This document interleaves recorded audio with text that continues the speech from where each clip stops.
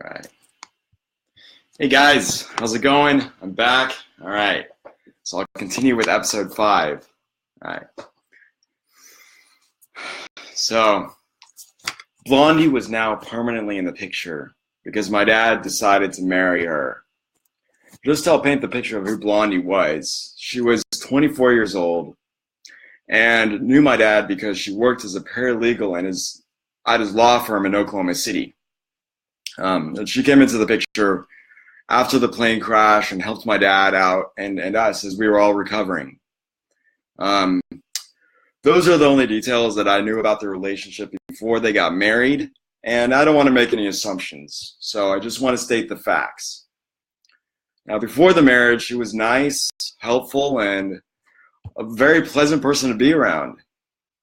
And she'd sing songs like Ace of Base, Salt-N-Pepa, Kris Kross, all those singers she would sing to while driving in her car, and she'd do like some cool hand movements while dancing in the car as well.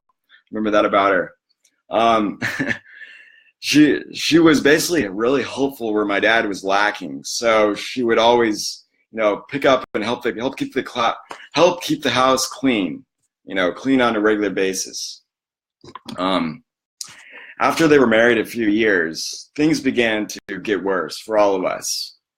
My dad was working many hours at his law firm in Fresno, California, and so we didn't see him a whole lot, Therefore, he wasn't around much to communicate with Blondie or me or my sister.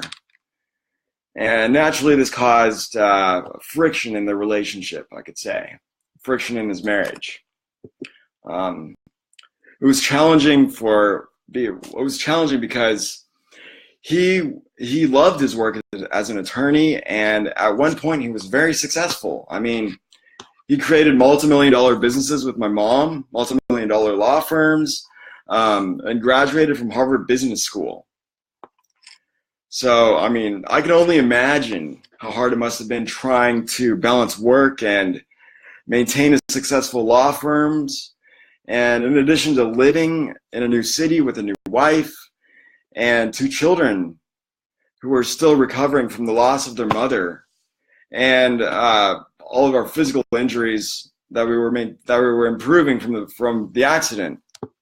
So even though he'd work many hours each week, once or twice a week he'd spend time with me.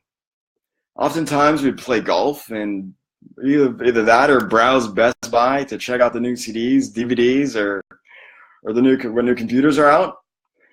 And kind of nerdy stuff, but it was fun.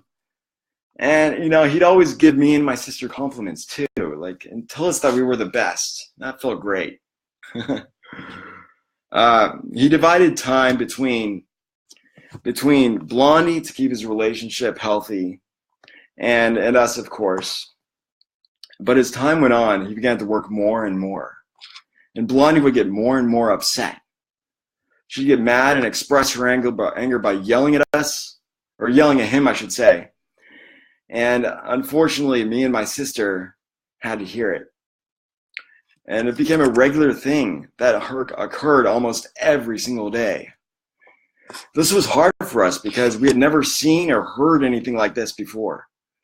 Our mother never yelled at us and always kept her cool.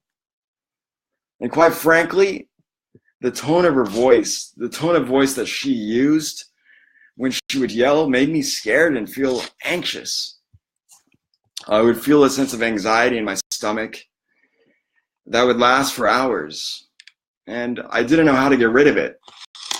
It's just like I would bottle all these feelings inside of me and not talk to anyone about it because I didn't want to be, I was afraid of being seen as weak. By the time I was about 15 years old, Blondie yelling at my dad became a regular occurrence. Their communication was horrible. She would want to talk, and he would lock himself up in his office room for hours.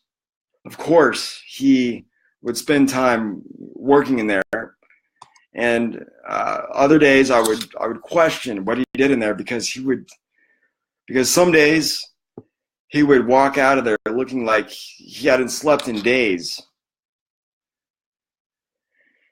I asked him if he was using drugs or if he was depressed or suicidal, and he denied all three.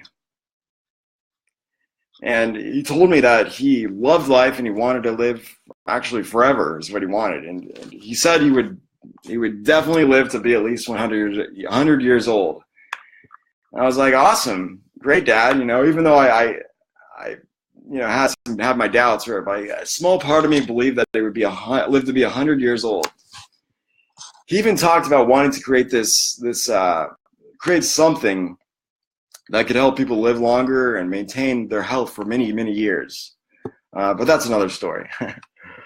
I hope that you live to be 100, because I don't know if I could handle losing another parent, to be honest with you.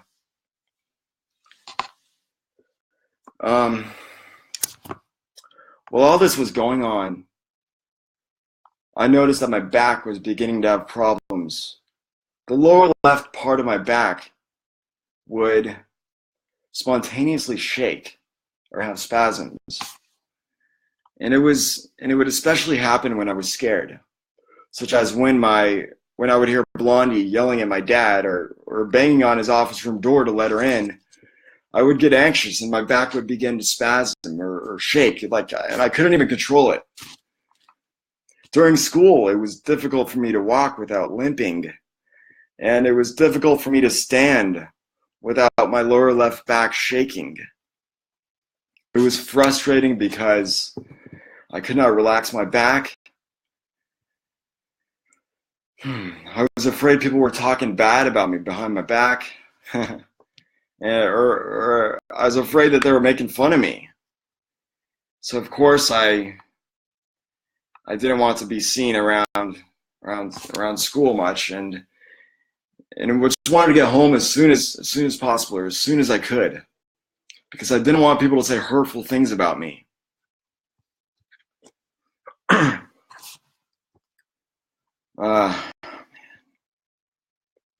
So I talked to my dad about my back, and we went to doctors and physical therapists all over California. And they told me I had moderate scoliosis and back spasms. So basically, they didn't know what it was, or they didn't know the cause of it. But scoliosis, just so you know, is basically when your spine is not straight like most people's, it has a curve, like an S curve or a C curve in your spine. So basically what the doctors said was for me to take medications to control my back spasms and help it relax. And then the physical therapist gave me some exercises, but nothing worked. So by the time I was 17, doctors said that the only way I would be able to ever for my back to ever get better would be to have back surgery. And even though I was fed up with my back spasms and back pain, I refused to have back surgery because I feared that it might turn out worse and I wouldn't be able to walk at all, or walk ever again. Thanks for watching, guys. Stay tuned for next episode because you're going to love the next episode. All right, thanks.